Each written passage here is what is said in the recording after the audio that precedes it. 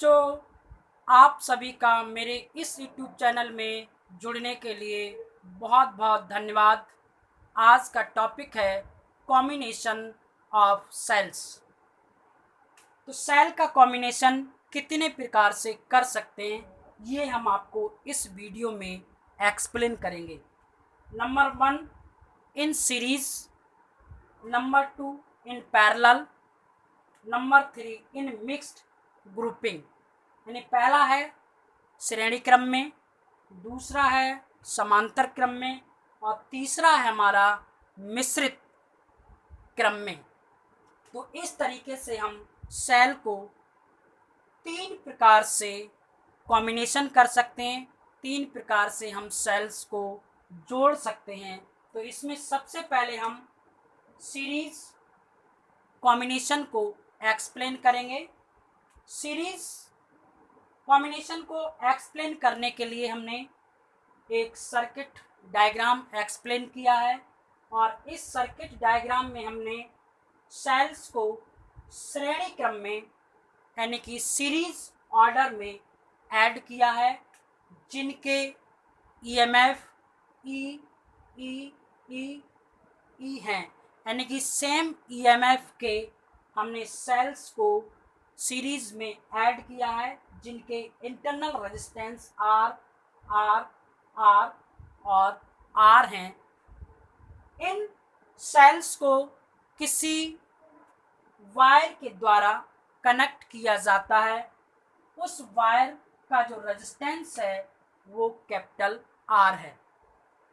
इस सेल की इस प्लेट को यानी पॉजिटिव प्लेट को हम पॉजिटिव इलेक्ट्रोड्स और नेगेटिव प्लेट्स को हम नेगेटिव इलेक्ट्रोड्स कहते हैं। इसे हम पॉजिटिव प्लेट्स भी कहते हैं और नेगेटिव प्लेट्स भी कहते हैं, या हम इसको पॉजिटिव इलेक्ट्रोड्स और नेगेटिव इलेक्ट्रोड्स कहते हैं। इंटरनल रेजिस्टेंस क्या होता है, ये हमने इससे पिछले वीडियो में हमने आपको इंटरनल रेजिस्टेंस एक्सप्लेन किया था। वहाँ हमने इंटरनल रेजिस्टेंस को एक लेक्चर की फॉर्म में एक्सप्लेन किया। वहाँ आप इस वीडियो को आप देख सकते हैं, जहाँ से आपको इंटरनल रेजिस्टेंस की वैल्यू निकालना सीख सकते हैं। इंटरनल रेजिस्टेंस का मतलब होता है जब सेल को किसी वायर के द्वारा कनेक्ट किया जाता है तो उसकी प्लेट्स के बीच एक करंट फिल होती है पॉजिटिव से नेगेटिव की ओर। उस कंडीशन में सेल के अंदर एक सॉल्यूशन होता है, और उस सॉल्यूशन में एक करंट फिल होती है जो नेगेटिव से पॉजिटिव की ओर होती है। वो करंट फिलो होने वाली करंट का अपोजिशन करती है। उस करंट का जो वेव होता है वो एक रेजिस्टेंस की तरह होता है, उसे हम इंटरनल रेजिस्टेंस कहते हैं, जिसे स्मॉल आर के द्वारा रिप्रेजेंट करते हैं। यहाँ पर हम इस सेल को हमने सीरीज की फॉर्म में ऐड कर रखा है, और सीरीज की फॉर्म में ऐड करने के लिए हमने यहाँ पर हमको रेजिस्टेंस की वैल्यू फाइंड करनी है। तो टोटल ईएमएफ ऑफ सेल्स, यहाँ से क्या हमारा E plus E dot dot so on, यानी ये हो जाएगा आपका N E. Total internal resistance is equal to R plus R dot dot so on is equal to N R. Total resistance of circuit is equal to R plus N R. तो इस condition में circuit का जो total resistance है वो are plus N R के बराबर होगा। तो करंट आई बराबर N E upon R plus N R, ये आई की वैल्यू को रिप्रेजेंट करता है। अब ये कंडीशन डिपेंड करती है कि ये आर, कंडीशन क्या होगी हमारी, केस फर्स्ट केस में आर और एन आर, दो वैल्यू हमारे पास हैं, आर और एन आर। इस कंडीशन को फाइंड करने के लिए सबसे पहला केस है कि इनमें से कौन सी वैल्यू बड़ी होगी और कौन सी वैल्यू छोटी होगी। अगर हम इस greater than R, greater than N R, और करके भी लिख सकते हैं N R is less than R, इस पोजीशन में N R upon R is less than 1, तो देखिए I is equal to N E divide by R common 1 plus N R divide by R. ये क्या है, 1 से बहुत छोटा है, इसको हम क्या कर सकते हैं, नेग्लेक्ट कर सकते हैं। उस कंडीशन में आई बराबर एन ई अपॉन आर, यानी कि अगर सीरीज क्रम में सेल्स को ऐड किया जाए उस कंडीशन में करंट की वैल्यू आई बराबर, यानी करंट हो जाएगी आपकी आई बराबर एन ई अपॉन आर, ये करंट की वैल्यू को रिप्रेजेंट करेगा। केस सेकंड, देखिए केस सेकंड में क्या होगा, केस सेकंड होगा N R is greater than R, ये आपका केस सेकंड हो गया, यानी 2 नंबर केस। उस कंडीशन में हम क्या लिखेंगे, करंट आई बराबर N E divide by N R 1 plus R upon N R, ये वैल्यू क्या होगी, 1 से कम होगी, तो N E divide by N R, N से एन कैंसिल, आई बराबर हो जाएगा ई अपॉन आर। उस कंडीशन में करंट की वैल्यू ई अपॉन आर होगी, यानी कि जो वायर का रेजिस्टेंस बहुत छोटा है, किसकी तुलना में, उन रेजिस्टेंस की तुलना में जो सेल की रेजिस्टेंस है, सेल के इंटरनल रेजिस्टेंस है उनसे कम है, उस कंडीशन में करंट की वैल्यू ये होगी। तो ये हमारा क्या था, सीरीज कॉम्बिनेशन। अब हम क्या एक्सप्लेन करेंगे, पैरेलल कॉम्बिनेशन। ये सर्किट पैरेलल कॉम्बिनेशन को रिप्रेजेंट करता है। इसमें हमने सेल्स के जो ईएमएफ हैं ई ई ई और इस तरह से ई, ये हमारा इंटरनल रेजिस्टेंस है आर, इन सेल को हमने पैरेलल कॉम्बिनेशन की फॉर्म में एक सर्किट को रिप्रेजेंट किया है। इस सर्किट के अकॉर्डिंग फ्लो होने वाली करंट की वैल्यू हम फाइंड कर सकते हैं। तो सबसे पहले हम इन पैरेलल कॉम्बिनेशन के सेल का इंटरनल रेजिस्टेंस फाइंड करेंगे। तो total internal resistance 1 upon R1, यानी पैरेलल पोजीशन में 1 upon R plus 1 upon R plus 1 upon R plus dot dot so on, ये हो जाएगा आपका n upon R 1 upon R1, n upon R, R1 is equal to R upon n। तो total resistance of circuit R plus R upon n, R upon n, तो ये हो गया total resistance.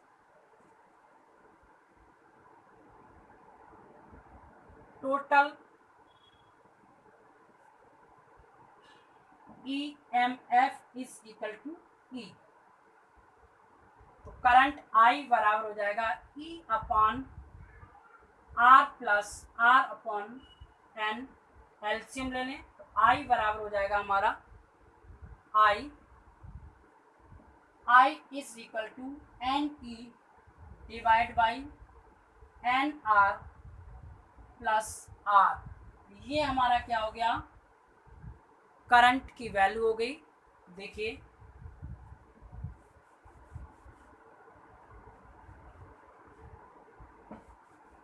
Current I बराबर N E divide by N R plus are.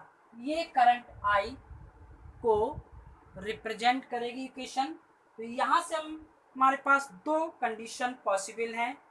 First condition है case first, R is less than N R, पहली condition. दूसरे R greater than N R. दो possibility हो सकती है। तो इन पॉसिबिलिटी के अकॉर्डिंग करंट की वैल्यू क्या होगी, देखिए।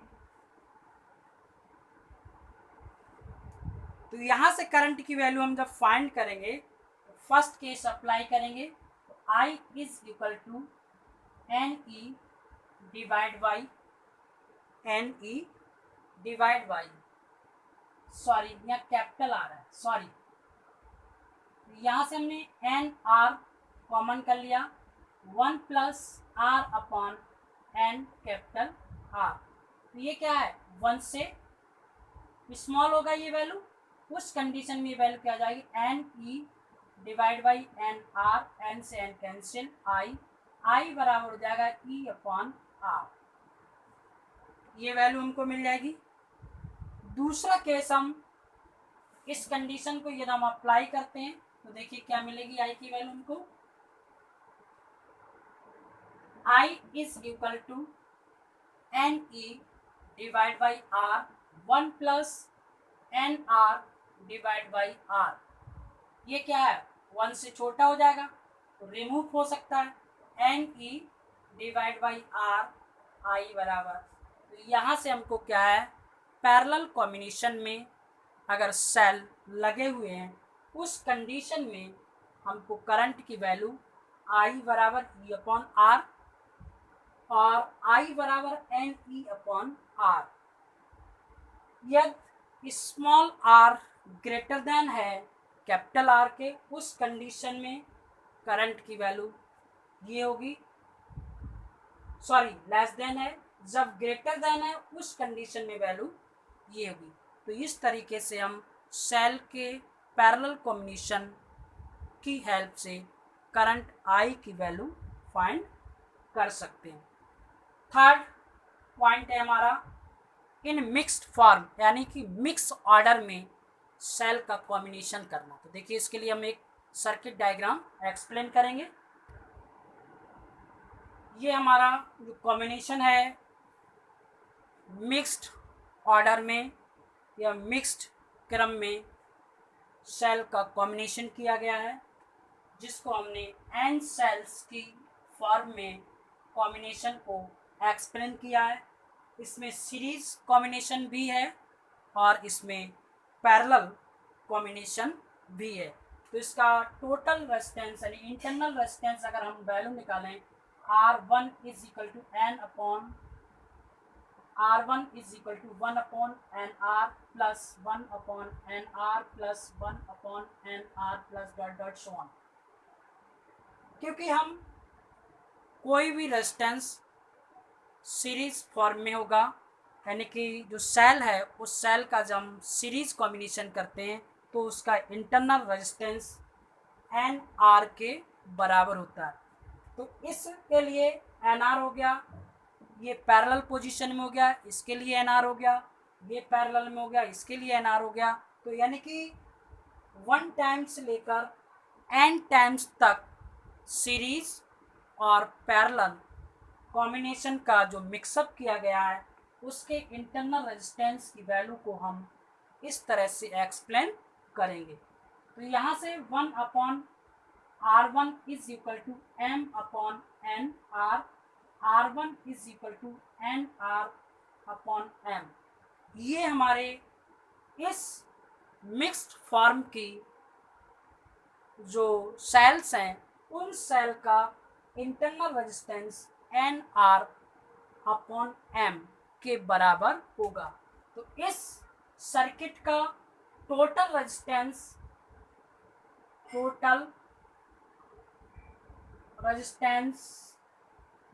Of circuit is equal to R plus N R upon M.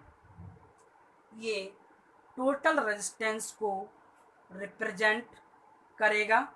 तो यहाँ से अब हम क्या करें, करंट आई की वैल्यू फाइंड करेंगे। तो देखिए करंट आई बराबर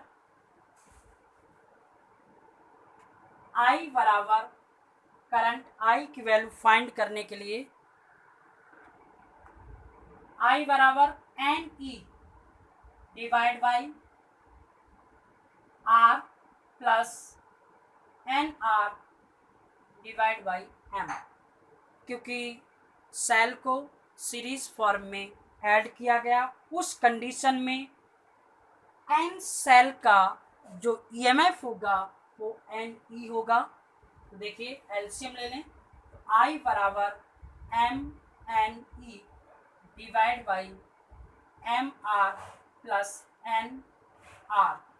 इस फार्मूले की हेल्प से हम किसी भी कॉम्बिनेशन यानी कि मिक्स्ड कॉम्बिनेशन की करंट की वैल्यू फाइंड कर सकते हैं।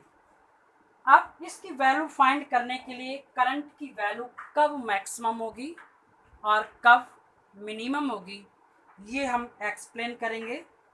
तो एक्सप्लेन करने के लिए current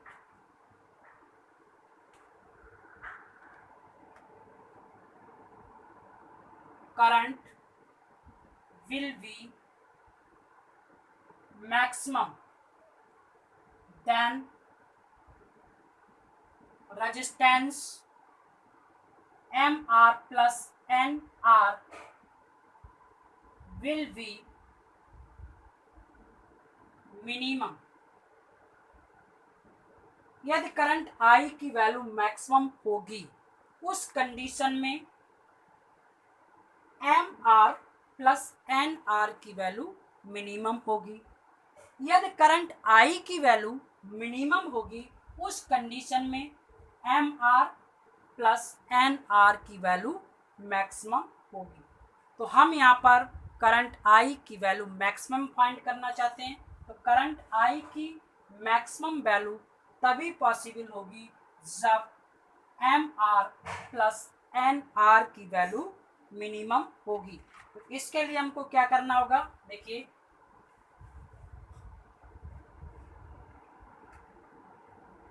MR plus NR is equal to, इसके लिए हमको इज इक्वल टू हम लिख सकते हैं MR root minus NR root का whole square plus 2 under root MR NR। इस फॉर्म में हम लिख सकते हैं if MR plus NR is the minimum then under root MR plus minus root NR का whole square is the minimum then root MR minus NR का whole square is equal to 0। यानी कि तभी पॉसिबल होगा जब under root MR minus under root NR के whole square की value 0 के बराबर हो। उस कंडीशन में MR प्लस NR की वैल्यू क्या होगी, मिनिमम होगी। तो देखिए तो ये हो जाएगा, स्क्वायर कर दें हम, root MR minus root NR is equal to 0। ये वैल्यू हो जाएगी हमारी रूट MR माइनस यानी बराबर कर दें रूट NR, स्क्वायर रूट दोनों तरफ क्या कर दें हम कैंसिल कर दें तो M R is equal to N R, M R is equal to N R, तो R is equal to N R upon M. ये वैल्यू हमारे कैपिटल आर की वैल्यू है। अगर ये वैल्यू हम यहाँ अप्लाई कर दें उस कंडीशन में हमारी करंट आई की वैल्यू मैक्सिमम होगी। देखिए यहाँ पर स्मॉल आर है, सॉरी ये मिस्टेक हो गया, ये स्मॉल आर है। तो इस तरीके से हम इस वैल्यू को लगा सकते हैं और करंट आई की वैल्यू फाइंड कर सकते हैं। यदि आपको हमारी वीडियो पसंद आई हो तो हमारे वीडियो को लाइक करें और हमारे चैनल को सब्सक्राइब करें, साथ में बेल आइकॉन को प्रेस करें जिससे न्यू वीडियो का नोटिफिकेशन आपको प्राप्त हो सके।